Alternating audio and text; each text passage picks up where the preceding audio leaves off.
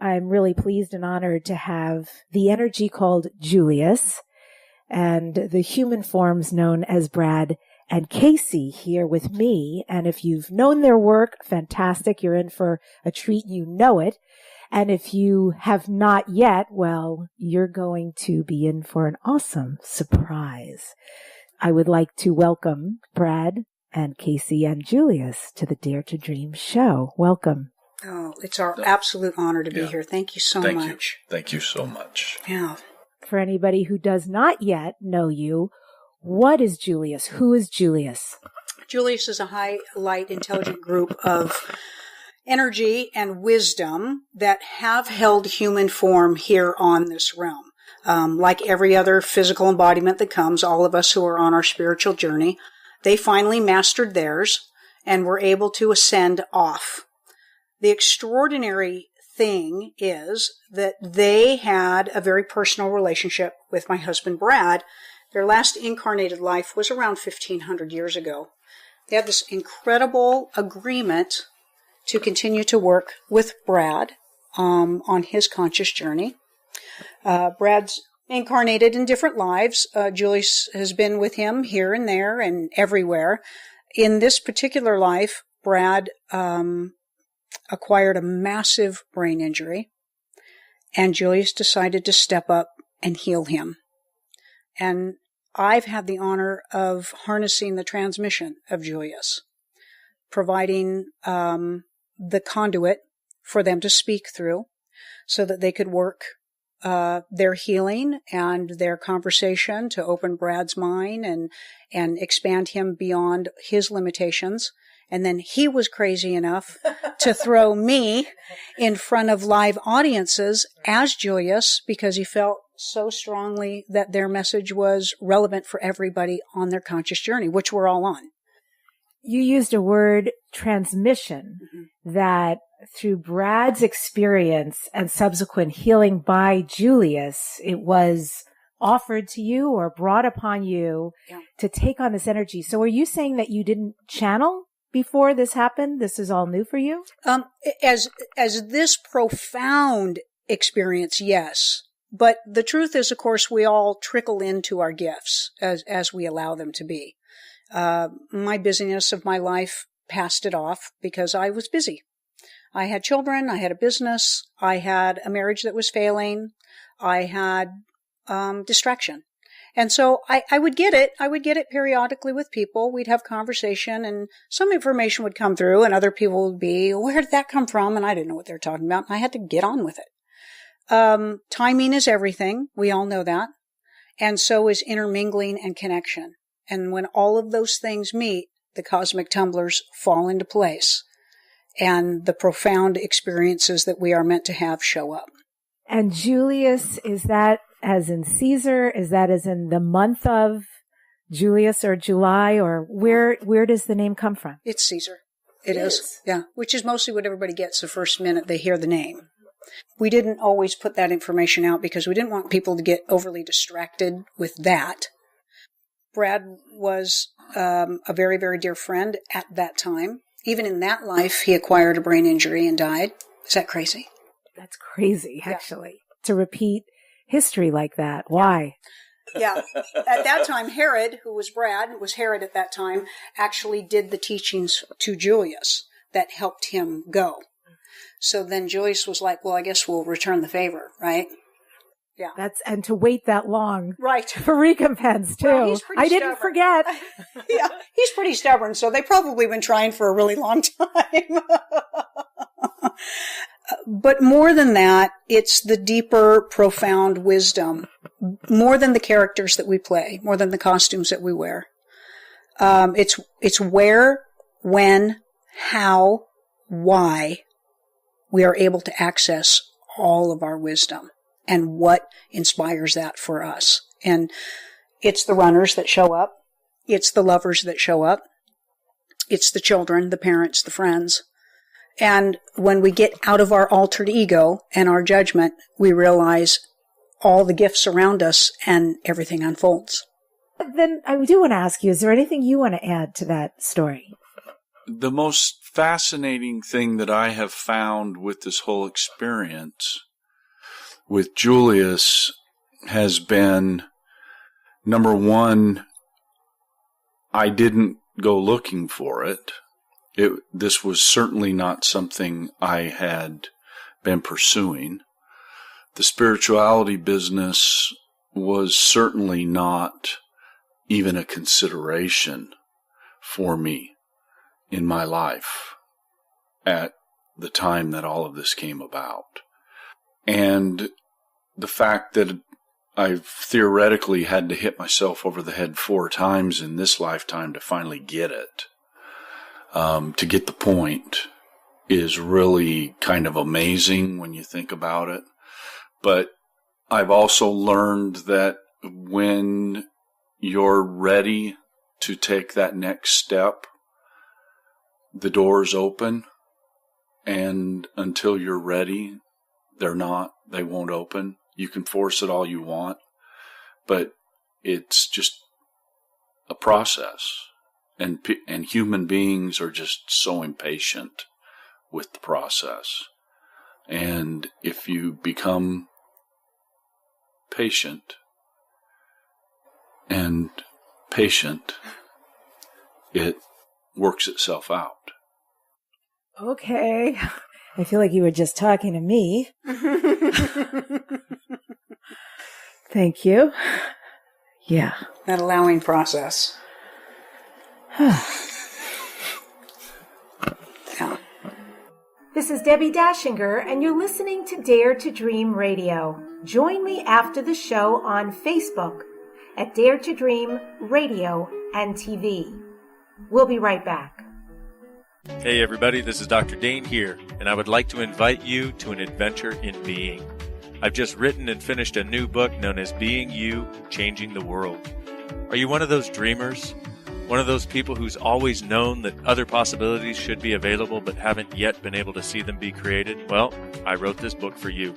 In it, you'll find tools, processes, and unique perspectives to change the things you've always wanted to change but didn't know how. In it, you'll find an invitation to a different possibility for a way that we can be in this world that changes not only our lives, but by being us, allows us to contribute to changing everything planet-wide that doesn't work. Are you aware that truly great people, truly being them, is the only thing that has ever created a great change on this planet? Are you willing to step up? Are you willing to be one? Check out a copy of my new book, Being You, Changing the World. I invite you to go to beingyoubook.com for a free gift.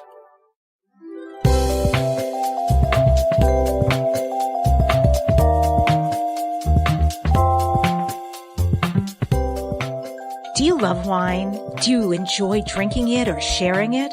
Well, maybe you know a lot about wine, maybe you don't. Thanks for entrusting me with picking and choosing the most amazing wines from all over the world and delivering them to your home or business. You will receive as few or as many bottles of wine as you like, with tasting notes in your magical box of wine detailing the regions, the history, and even food and wine pairing. We will deliver to you the best wine in the world. So get in, get wine, get social at directsellers.com/Deb's Wine Wonders. Sit back and truly enjoy our wines, because we take great pride. We have invested a great deal of time selecting the most incredible wines from all over the world. We know you'll enjoy and want to share at directsellers.com/Deb's Wine Wonders. That's direct, CELLARS.com/Deb's Wine Wonders. Yum.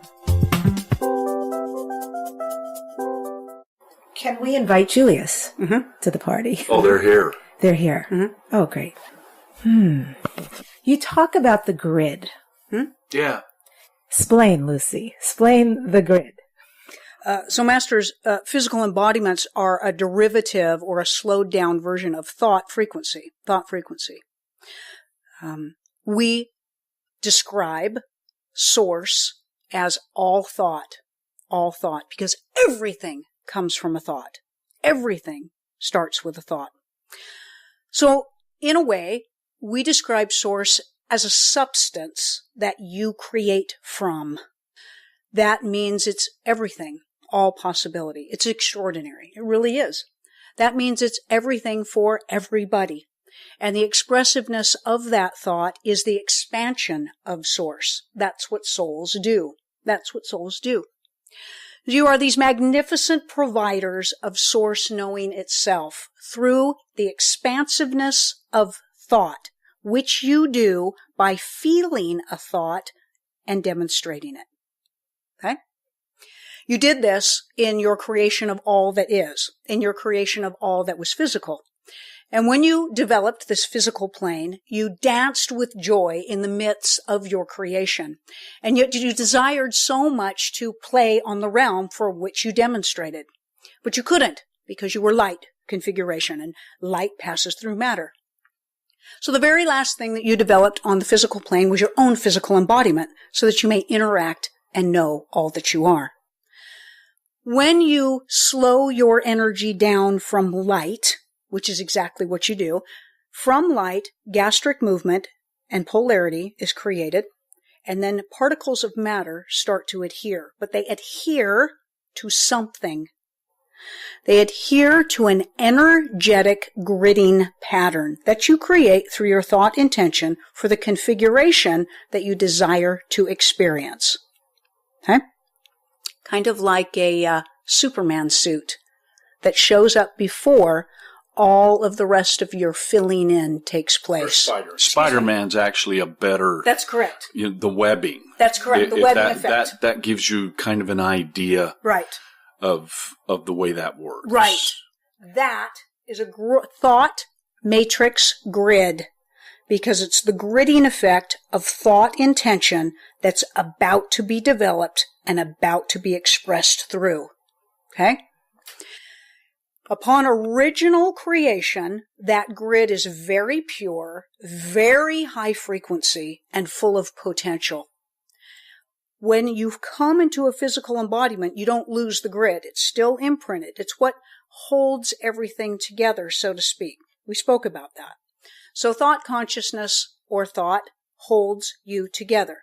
They do that. It does that by creating a thought matrix grid that particles of matter adhere to. Got it? Super cool stuff, right? This grid does extraordinary things, but most human beings experience that this grid attracts fear-based energy, and it builds almost like a crustacean around this grid. And all of your thoughts pass through this grid, and your perception of a thought is what creates your reality. So if you perceive almost every thought that you receive with an imprint of fear, you have a life full of limitation. As we go on our conscious journey, we recognize this limitation and we do extraordinary things. We go on conscious journeys and we seek truth and wisdom and the expression of that. Most human beings, at best, kind of bounce around. They have high moments, they have low moments. They can't find a consistent flow of limit release because their grid is not being worked on. We help you reconfigure the aspect of your grid or the perception that your grid holds. So all you do is process for thought with a high frequency of love. I would like some of that, please. It's extraordinary. Right. Let's put it in some different verbiage, okay? If you are the powerful being that people talk about, that you've been promised to be. That you've been promised to be by others. And if you're listening, you know what I'm talking about. If you are that powerful being and you create everything in your life, that's how the grid works. Because you literally are the architect of the grid. Mm-hmm. Not somebody else. Mm-hmm. You are. You've created the grid before you came here. So the grid is created by perceptions that you have accepted. Mm-hmm. Okay? Because we already hear people say, well, we can't help it if all this fear has been imprinted on our grid. And we say, well, that is kind of a truth. That is your perception when you fall into victimhood and non-responsibility. But the truth is you even choose your abuse. Is that not true? Okay? No, think about that. You do. Yeah. You do. That's the best news. Right. Because that means you can change that. If we told you that you were victims, you're screwed. You are. Right. No choice. Okay. Right. So the thoughts that you have accepted have probably been influenced. We understand that.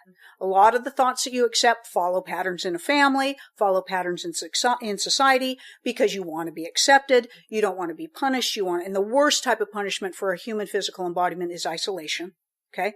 So we understand how this acceptance has worked. You probably don't. That's what happens in your subconscious mind, which is why you keep accepting thought patterns that are familiar and safe for you. So even though you're trying to have higher frequency thoughts, they've got kind of this poisoned ingredient inside of them that keeps spoiling the cake. You can't figure out why. Right. Okay? When you understand this, we teach you how to change what you accept, broaden your acceptance, okay? Let go of your victimhood, which is very challenging, but extraordinarily empowering. Let go of judgment, or master beyond the componented limitations of judgment. And we help you reconfigure your grid so that ceiling dissolves and you are everywhere, anywhere that you choose to be. Your life is always a demonstration of what you know. That can hurt sometimes, but it's true. So the more you know, the more your life becomes. And this lets go of the only things you know being fear and allows you to only know love, which is the extraordinary. Humans are afraid of two things in this existence. And everything is based upon those two elements. The first one is fear, and the second one is how powerful they are. Mm-hmm. We teach you to be powerful. Yeah, to embrace that. And to eliminate the fear that's in your life. Mm-hmm. I feel like diving more into the potency part than anything else, because if what I'm hearing, whatever I would address, what about this, what about that, it's all really going to be the same answer, ultimately. Mm-hmm. You know, I started playing this morning and last night after I heard you guys speak at the Conscious Life Expo, and it just gave me all these new thought forms. You were talking about, what if you were that man over there? Right. Wouldn't that be a cool thing to experience? Or what if you choose anything? And so I was thinking, what if I just chose, it's all a play anyway, just start choosing and start acting as though and going with the flow. And I'm this kind of person and I'm that, and I can really put on any human suit I want. So I had a little bit of feeling of that. And it was a lot more fun than what I was feeling before I chose that. Mm-hmm. So I'd like to talk more about that premise and what's possible for people. It's the concept of the open mind, Master, the open mind. It's going anywhere with your thoughts that you normally don't go. And when we say normally, we talk about all the frickin' time. People have no idea that they mostly process kind of just a handful of the same thoughts over and over and over again. If you knew that a thought was like the beach and thoughts were grains of sand, and most human beings reach down in the sand, grab a handful, drop all the sand, and then the only thing remaining are the few fragments, that's how much thought you process in a life. It's very sad. It's very sad when you've got an entire beach upon planet of beaches. And that's the open-minded concept. So when we talk about dropping judgment, we talk about dropping judgment of thought. So the whole beach is accessible to you. And a lot of people think, oh my gosh, I just couldn't even handle that much thought. And we say, well, actually, you're source, and you're the launching of all of that. So it really becomes familiar playground for you. That's when people find their alignment once they dare to get out of what has become a limitation through the physical perception.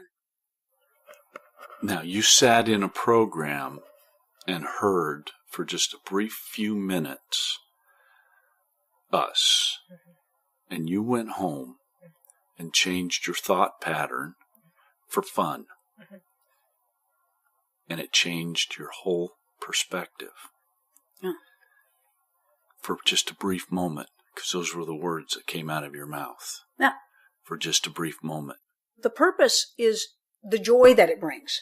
The joy that it brings. What if you do that all the time? Can you see the change? You're listening to Dare to Dream Radio, and this is Debbi Dachinger. When we come back, we'll hear more wisdom from our guests. In the meantime, I highly recommend that you subscribe to my YouTube channel. You'll find tons of inspiration and other interviews there. Go to youtube.com/DebOnTheRadio. Stay right there. We'll be right back. Do you have a published book that never reached its bestseller potential? Are you working on a book or ebook you hope to publish soon? Do you have a book locked inside, waiting to release your message to the world? Go to mybestsellerbook.com. My Bestseller Book will launch your book to a guaranteed bestseller status. Learn more at mybestsellerbook.com. You've had enough of seeking for your purpose. You are ready to start living it. Right now, you only need one answer. What realizing your life's purpose will look like. How exactly will you do that? You don't want to make another mistake, change careers, only to feel trapped and bored again. You want to absolutely know what your special gift is and who you are meant to serve with your gift. Great business ideas are just that. They are aligned with your true essence and make a profound difference in somebody else's life. Get your free Activate Your Life's Purpose call with Lyra Kay, an international best-selling author, quantum success business, life coach, and your creative genius activator. Lyra Kay will help you take the next step today so you can make an impact and realize your potential now. Book your call at shesgotpassion.com. If you're tuning in after we've started, this is Debbi Dachinger on Dare to Dream Radio and podcast. I'm interviewing Kasey and Brad Wallis and the energy known as Julius. You can find out more at expandwithjulius.com. I have the intention of things happening, unfolding today, miraculous. And I started to actually create a limitation. I heard myself saying, and, things that I don't expect, and they can be like, and then something you had said the night before, I thought, oh, if we're completely limitless, why am I even saying that and creating that sort of prediction? Right. What? Bring it! I'm going to say miracle, let the staff and the bush and the whatever happen. Right. Let's really demonstrate. Right. I would enjoy that. Yeah. So I corrected myself, but I enjoyed what I heard, and I thought it was very opening about what's possible. And I can even feel as we're talking now, this is just a crack. It is. It is just a crack. And when people hear the comment, we're going to help you change the way you think, that's very intimidating to them because they think it's about mind control. And it's not. It's the farthest thing from that. We're trying to get you to recognize that no matter what you do during your day, you're already thinking a certain way because that's what you're attracting. Well, the funny thing is you do mind control. You limit the thoughts that you allow in. So this is actually letting go of the control and processing through an allowing configuration, which is not limiting and not fear-based. Control is very fear-based. It's the illusion of finding empowerment in something outside of yourself because you are afraid of the power from within. So you choose to try to control the elements around you. This is the allowing process, knowing that all souls are safe And everything is a reflection of who I am being. So all I need to do is be the highest version of myself, and everything flows perfectly in that order. The only time disruption occurs, tragedy occurs, and a lot of the sadness and trauma that happens in our lives is you've dipped. You've dipped. That's also good news, because you're the one doing that. We just need to get you consistent up in the high tide pool rather than up and down with the shifting tides. And you can do it, because thousands have hit a state of consciousness where they ascend to their physical bodies off of this realm. Many have been written in books and doctrines, but there are tens of thousands that have not been written about. And that is ultimately where you will go. You will no longer have to extract your soul out of a physical body, implement it into another physical body, which is quite traumatic on your soul. And you can have the seamless, smooth transition of your experiences. So that will also help continually reinforce your empowerment rather than the victimhood that the extraction continually supports on your subconsciousness. We just got to get you there. And how do you get there? Desire is first. You'd be amazed at how many people don't want it. They're afraid. When you say they don't want it, what is it? All their empowerment. They're afraid of it. Okay. What does empowerment look like? Empowerment looks like the feeling of extraordinary and bliss. So it's not a visual, it's an emotional capacity. What has been your happiest moment in your life that you could remember? And we would tell you it doesn't even scrape the surface of what you can maintain in a continual. So that's an inspiration. Mm-hmm. It's a potential. It is the promise that you made yourself when you came to the physical that you would eventually get back there. So that's the only reason you were brave enough to come. But a lot of people lost their way on the path by forgetting all of that. There's no wrong path. Don't misunderstand us. Every path leads to your expansion. But the forgetfulness is what can seem to be that cement that you can't move, So it's a remembering process. And you started by saying that in order to stop this shifting, this up and down, and to bring us into a new consciousness, but also vibrate at this very high level, that the first thing would be desire. Right. And you're talking about to desire it, meaning this beautiful, blissful, euphoric space that we can live in. That you actually are. You've just been buried in the altered ego mind. So we love it enough to raise it as well with us. We tell people to not have the perception that an altered ego mind is a bad thing, because you can't ever get rid of anything that you hate. You have to love it into shifting with you. And then you master it. Right? Yeah. Now, when that happens, there was a wonderful movie out a few years ago called Avatar. Yeah. And that plane of existence just seemed to be a level up, didn't it? Yeah. The colorations, the movements, the sounds. That's what your life becomes here. You do not live in the reality that everybody else does.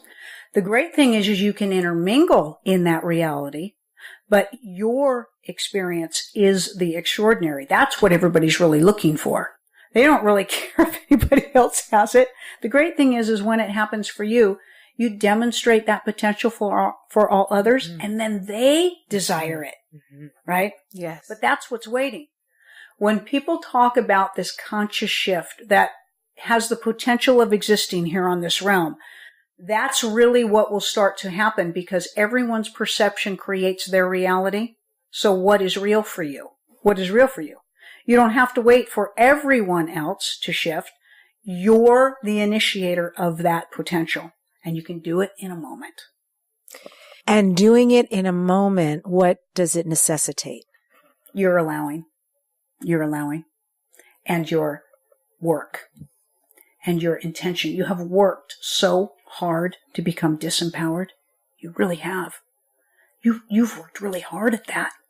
and to know that you become so powerful that you've created your fear, that you can use that same empowerment to clear it all up. And here's the great news.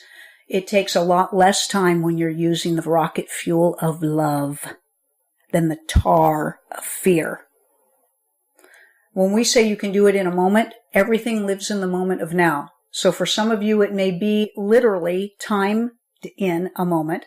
For some of you, it may be a lifetime that we would say can be like a moment in ultimate reality. For others, it may take tens of thousands or millions or whatever. But when you reach the stage of listening to this type of programming, you've probably at the basic level hit your desire. And we can teletransport you into reality of that desire anytime that you choose. Okay. What is the secret sauce? What is the door for that transportation? Well, we provide all kinds of reminding services to you through courses, lectures, retreats, workshops, all the things that people love to do because they need to do the work. And we are honored when we are asked by our students to aid them in their remembrance, because we know that for every aspect of your potential that you recall, you expand our recollection as well. So we're really quite selfish that way, but it all works itself out. This is Debbi Dachinger. I'm a certified coach, and I help people get booked on media. So if you need radio and podcast interviews, consider my services. Also, I'm a book writing coach, and I've got a company that takes your book to guaranteed international bestseller. And I assist you with media interview bookings.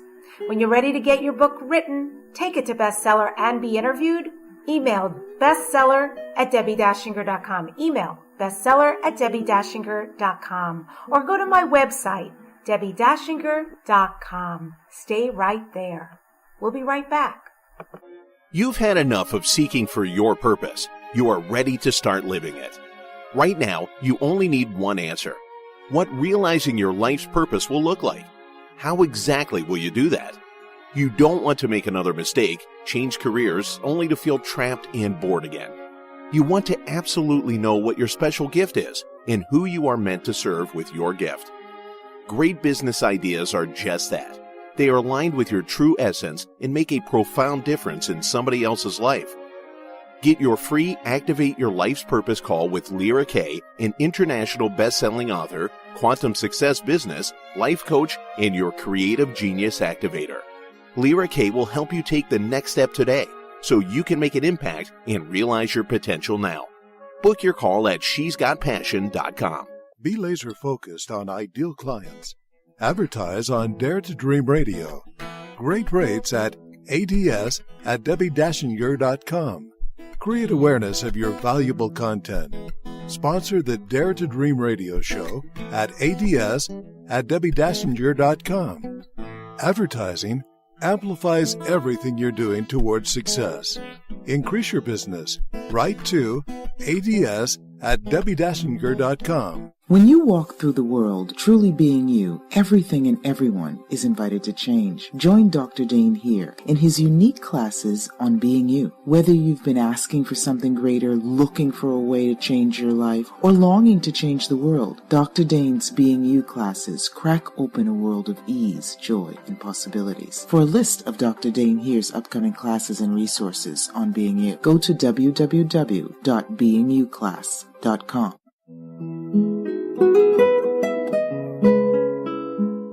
So a quick recap here. I was asking about feelings being connected to thoughts. And Brad was just explaining about the premise of all the pieces of sand on the beach. Earlier in the discussion, we talked about how humans, or Julius made the comment and used the sands of the seashore as an analogy to talk about how many thoughts you actually think about. Well, at the same time, you have every emotion that matches every one of those grains of sand that occupy the seashore. You've just forgotten them. Yeah, most people have disconnected themselves from their vastness and limited the emotions that they accept, process, and demonstrate. And so that's why your life is limited on its expression and its demonstration of the things that you know. Your soul is the emotional processor of a thought. So we could tell you it is that which simultaneously passes into the pineal gland to process your reality. It is then teletransported throughout your circulatory system and felt throughout your whole embodiments. So your physical body is your thought actualized. You become your thoughts. You become your attitudes. You become your perceptions. You become your judgments first. Before it's even projected out your energy bandwidths or your auric field, and then creates an experience for yourself to know who you are in that which stands before you. You are manifesting it first. That's why humans decay. That's why they age. That's why they erode. Because most of their thoughts have such limited possibility attached to them. And that's a very slow vibration, and it eats your body energetically. We've always said that stress is your body eating itself. Wow.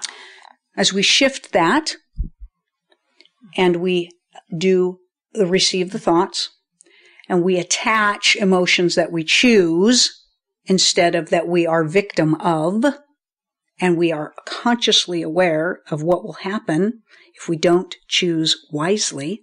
We choose intentionally, wisely, and we get the rewards of that, and so does everyone else.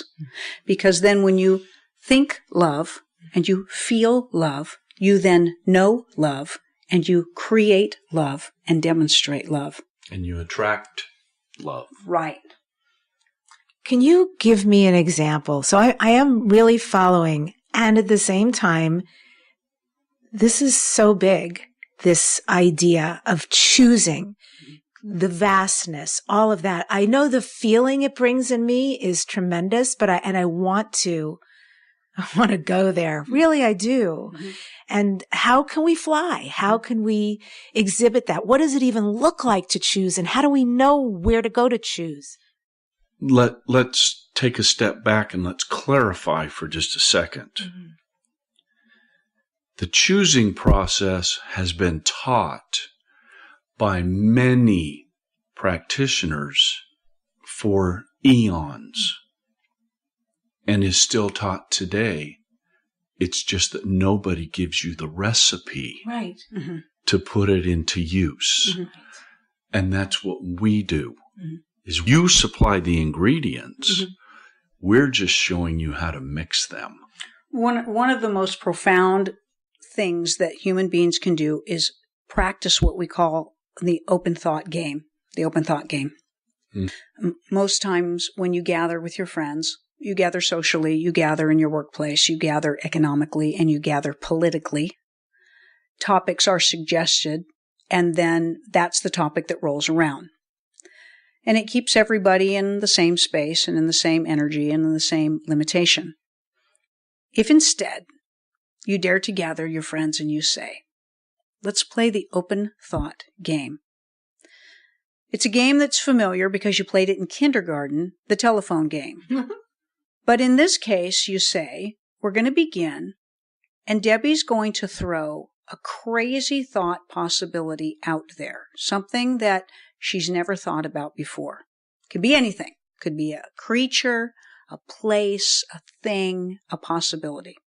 And just going to throw it out in the room. Then each of you is going to take that inspiration and create another completely crazy thought.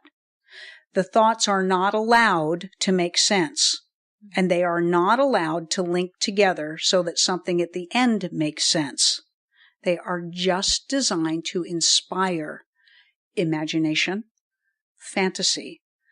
What you do is every time someone throws a thought out, everybody in the group has to pause and see what that thought feels like for them. You'll be amazed at how intimate this game becomes. For you, you discover thought suggestions that you've never thought of, thanks to your friends. you discover emotions that you may have never processed before, thanks to your friends. And this extraordinary collaboration of souls that was always intended to be just for your total expansion, but had become your limitation, is unleashed. And you spend time well. This helps you define and master the art for yourself. So in the morning, you begin your day with extraordinary thought possibility. And even though you may move through your day needing to move back into some of your mundaneness in order to operate, you begin your day with extraordinary, you end your day with extraordinary, and so the in-between time naturally has to become that as well. It is a practice, it is a discipline, and it is an experience. I wanted to add, we find in a lot of the students that come to our teachings, it takes a while for you to recognize an emotion because you've never been allowed to experience an emotion, or they've been cut off or stifled. So we play another game that's called the white room theory. If you were stuck in a white room, and I want all your listeners to envision this and think about it as I'm talking. If you're in a white room with no doors and no windows, and you open your eyes and everything around you is white, and you don't even recognize yourself, what is it that you go to find out who you are? You have to fall back on your emotions. Yeah. You start to pay attention to the way you feel about your thoughts. That's who you are. That's really who you are.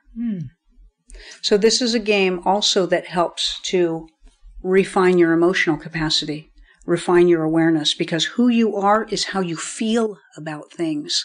That's really who you are.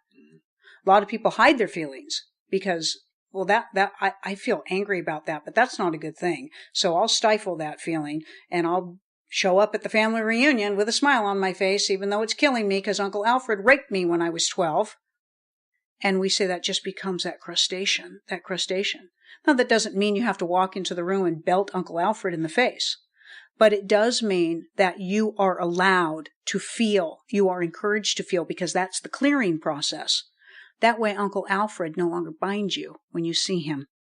I'm so grateful you're saying this, because that was the question that's percolating is grief? Grief is real. Grief is acceptable. Grief should be the most clearing, enhancing, and expansive emotional journey that one can make. Because the grieving process is only a process of you feeling like you missed out on something. Okay? So as you process all of your thoughts and your emotions about that which you believe you have lost, it helps to clear the field of regret, guilt, and resentment.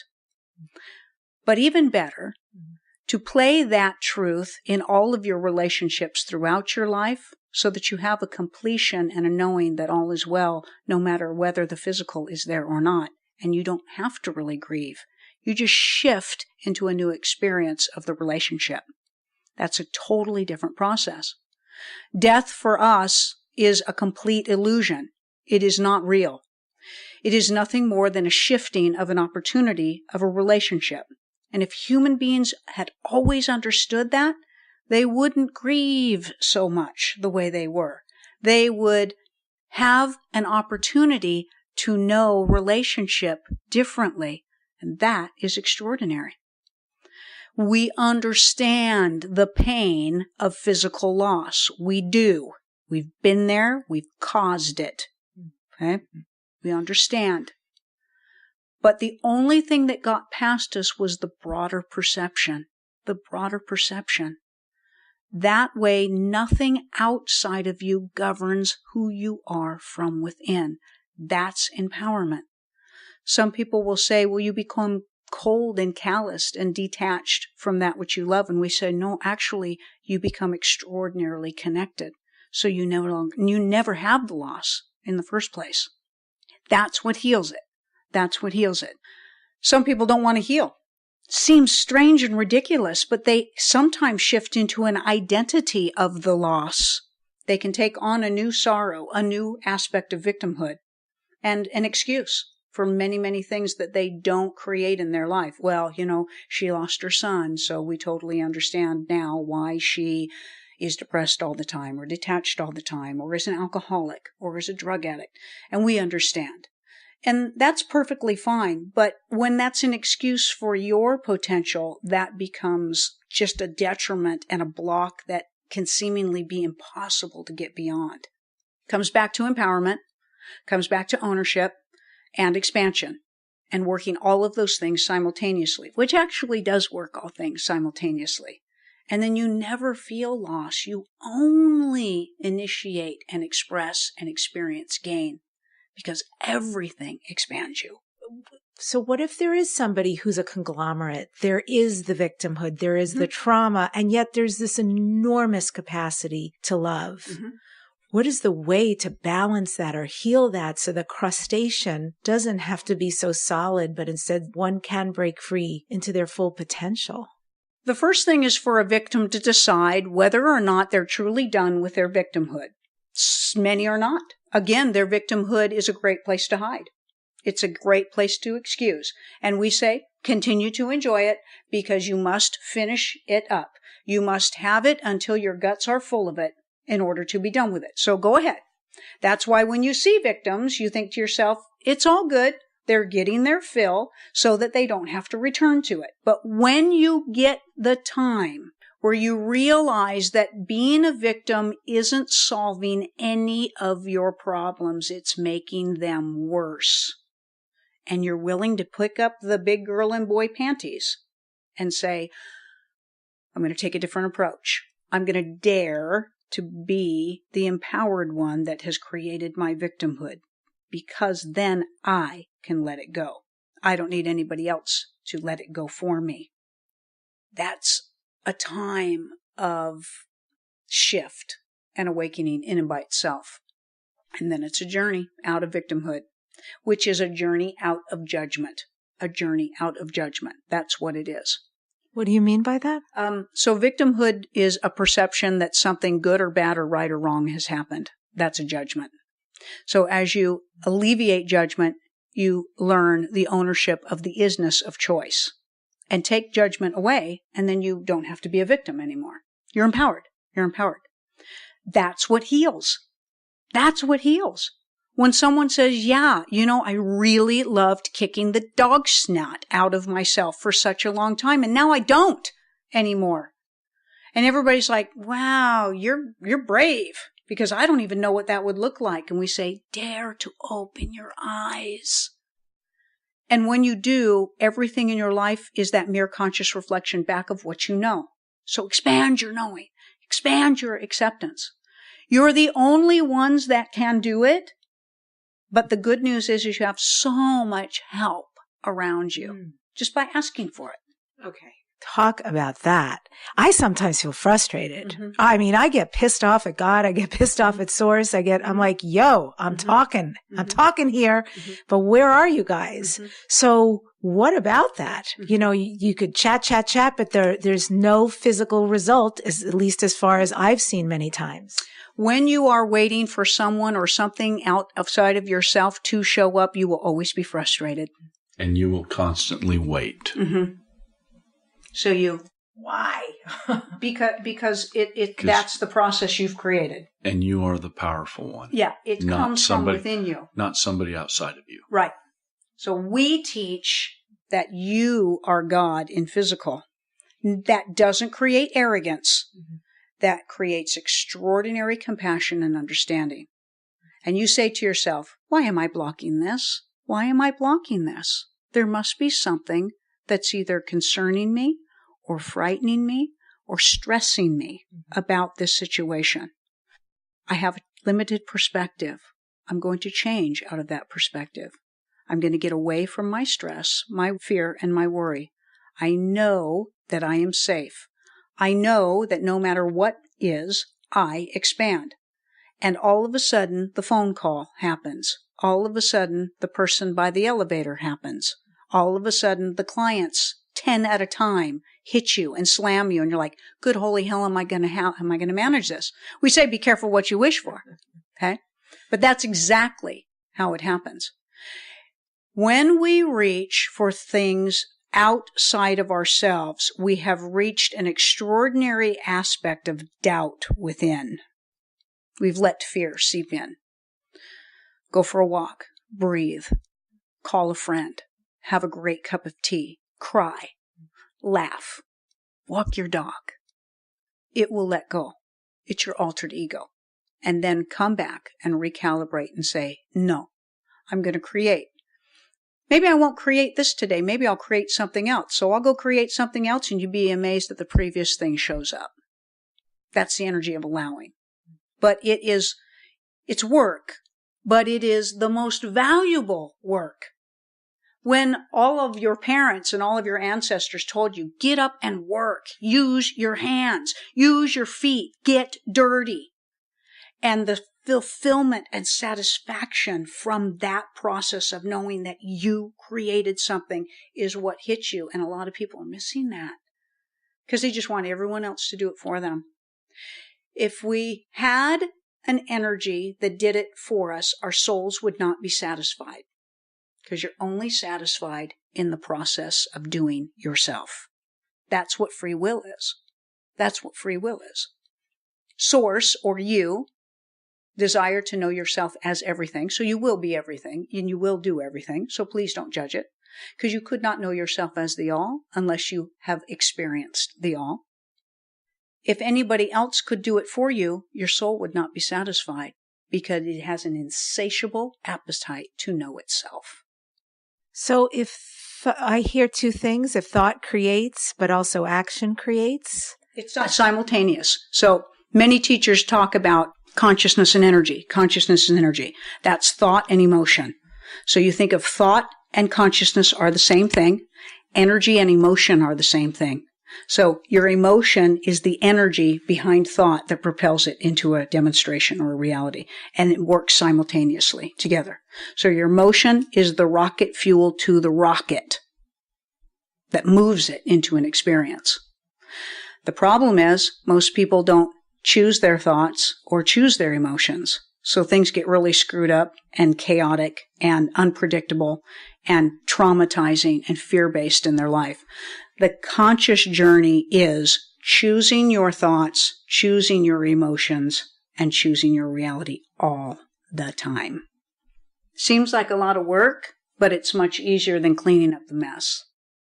A great chef will tell you, clean up as you go, right? Mm-hmm. This is you're cleaning your life up as you go, rather than trying to resolve it at the end. That's cool. Great analogy. A great chef will always clean, but humans make messes. Yeah, until you don't. And want to hire somebody else to clean up after them. Yeah.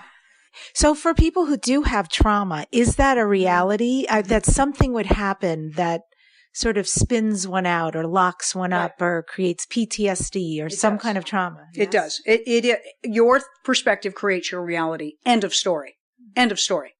That's why we say everything is true. Everything is true.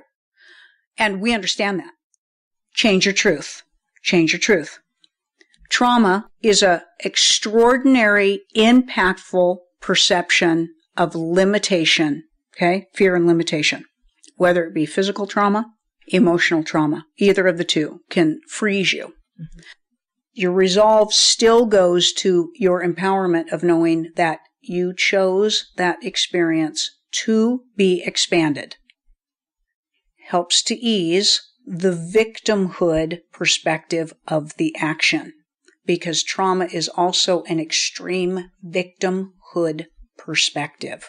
This was done to me. I'm the victim of. I can't get past the control of this thing. And we tell you that with love and with honor because we understand.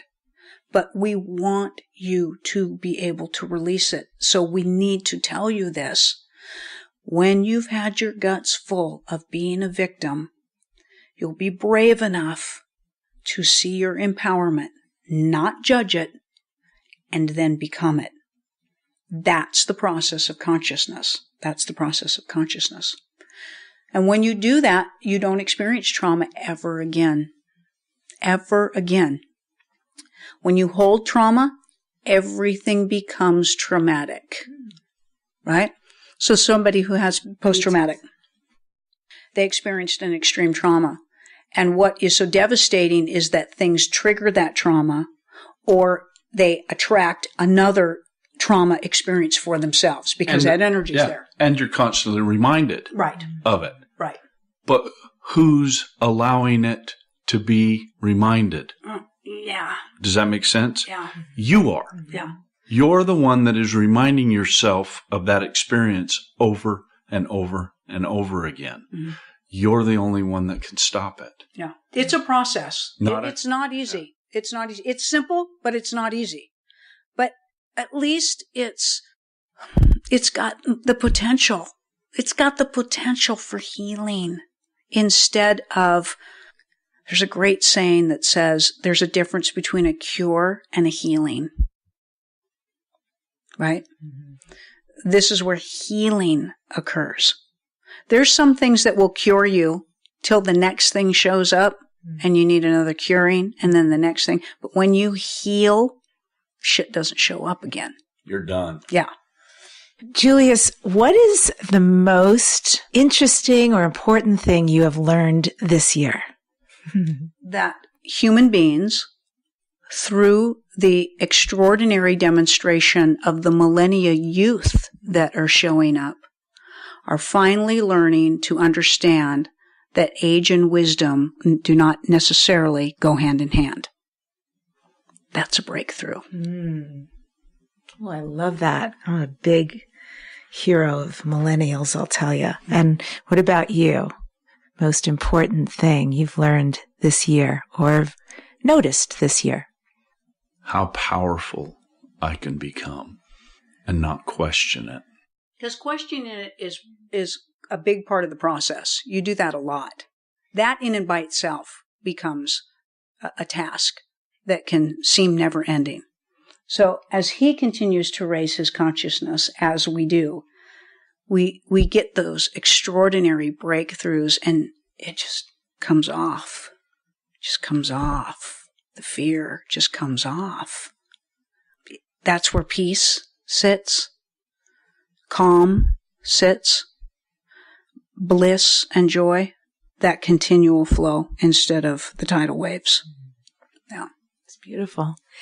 This is Dare to Dream. So what do you next dare to dream? What are your future dreams or goals or your now dreams or goals? To be bigger than now. Yeah. To expand everyone. Expand everyone. That's what we choose. Thank you so much for coming on and for sharing your incredible wisdom and insights. I really appreciate it. The honor is all ours. If you enjoyed this show, share the link with your friends so they can enjoy the wisdom too. Thank you for joining me on Dare to Dream. Kasey and Brad's website is expandwithjulius.com. Debbi Dachinger's website is debbidachinger.com. Remember, the secret of success is having the courage to begin in the first place.